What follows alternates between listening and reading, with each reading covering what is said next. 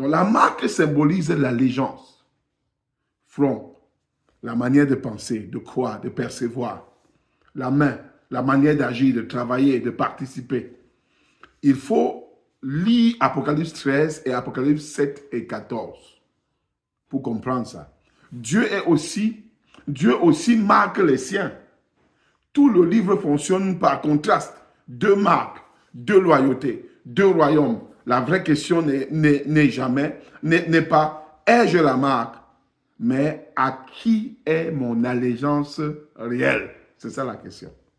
J'en parle aussi d'économie, acheter et vendre. Pour montrer la pression, le pouvoir cherche à rendre la fidélité coûteuse.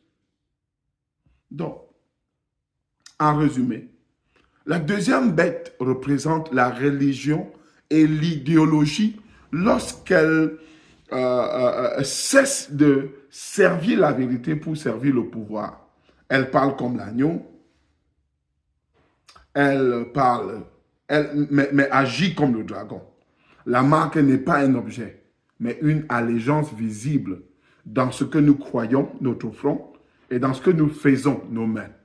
Le vrai combat de l'Apocalypse n'est pas la peur de la marque, mais la fidélité de l'agneau. Maintenant, touchons le fameux nombre 666. Un exemple de bonne lecture symbolique de Apocalypse 13 et 18. Jean écrit, c'est ici la sagesse. Le but du chiffre n'est pas la curiosité, mais la sagesse spirituelle. Ce n'est pas un code secret moderne, ni une énigme technologique. Jean écrit à des églises du 1er siècle un message compréhensible seulement 2000 ans après, plus tard, serait probablement absurde. Scott insiste, l'Apocalypse est adressé à des communautés réelles, pas à des chasseurs de codes futuristes. Donc, dans la Bible, les chiffres sont théologiques. 7 évoque la plénitude divine. 6 évoque l'inachèvement. 666 devient une caricature du 7. Insuffisance répétée. Orgueil humain qui se prend pour le divin. Scott parle d'une parodie numérique. Le pouvoir le pouvoir se présente comme ultime, mais il est fondamentalement imparfait. Donc, cela a un sens historique, mais Scott est clair. La référence probable est à Néron par la grammaterie. Cela est historique. Scott dit, Néron est un exemple, pas la limite du message. Le vrai sens est théologique. 666 ne désigne pas une personne à deviner, mais un type de pouvoir à reconnaître. Et la phrase clé est celle-ci. Le message 666 n'est pas deviner qui c'est, mais reconnaissez ce type de pouvoir quand il apparaît. Application paisible. Quel pouvoir se représente comme ultime? Quelle réalité promet sécurité sans justice? Ou l'humain se prend pour un dieu? 666 n'est pas un chiffre à craindre, mais un miroir à regarder honnêtement. Alors, pourquoi Jean révèle le mal? Jean révèle pas pour nous obséder, nous l'avons dit, pas pour nous faire peur, mais pour nous empêcher de coopérer avec le mal par ignorance. La révélation protège la fidélité.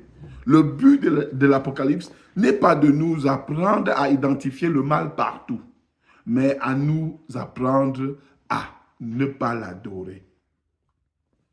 Alors maintenant, je souhaite que nous discutions autour de ces questions. La première, où voyez-vous aujourd'hui les formes du pouvoir qui exigent une loyauté totale? Deuxième question. Comment la religion peut-elle devenir une propagande? Troisième question. Pourquoi les chrétiens tombent-ils parfois dans le complotisme? Et quatrième question. Comment rester vigilant sans devenir obsédé? Merci.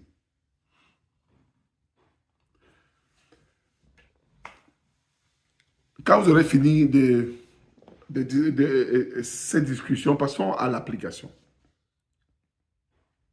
Cette semaine, observez les discours qui vous rassurent trop, les messages qui promettent le salut sans la croix, les voix qui exigent une loyauté absolue. Puis, priez ainsi. Seigneur Jésus, agneau fidèle, garde-moi lucide sans peur, engagé sans violence, fidèle sans compromis. Amen. Je conclue avec cette vérité. Le but de l'Apocalypse n'est pas de nous apprendre à identifier le mal, mais de nous apprendre à ne pas adorer le mal. Parce que le mal sera là. Nous allons passer après à la session 7.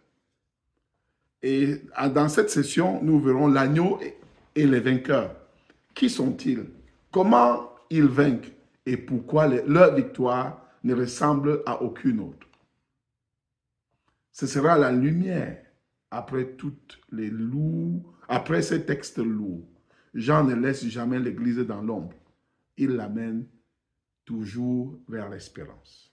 Et à bientôt.